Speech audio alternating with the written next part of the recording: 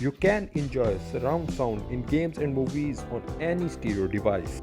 Today we will tell you how simple is that.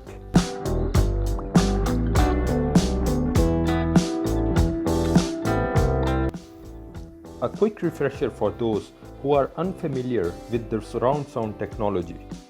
The baseline standard for sound devices is stereo, which means two speakers left and right, which applies to headphones, earbuds, even most built TVs and phone speakers. Whereas surround sound is any sound system that literally surrounds you with the sound with extra speakers placed behind, in front, up or down. To achieve this immersive experience, the most common solution found in headphones, soundbars and even stereo setup is virtual surround sound. That means using two speakers just like stereo setup with a software doing complicated algorithmic math, processing the sound, making it seems like it's coming from more than two speakers. This accounts for majority of gaming headphones that advertise surround sound compatibility with their own pre-built softwares.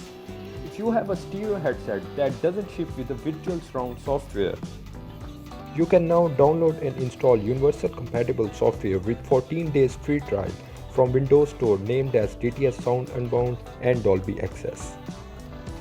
I have personally used both softwares with my Red Dragon headset and found DTS software as a winner, especially in terms of gaming. Right now it's for $9.3 US or 1574 Pakistani rupees. That's a lot more cheaper than 7.1 headset in the market. First you have to download the software from Windows Store. To download and installing software, open the software, go to settings and select your headphone type. Now close or minimize the software. Now go to sound icon in taskbar, right click on it. In spatial sound, select DTS Headphone X. Play your favorite game or a video to see the difference. You can also download these virtual surround softwares from your mobile devices from Apple Store or Play Store. So guys, if you like this video, give a thumbs up or thumbs down if you don't. And if you are new to this channel, do subscribe.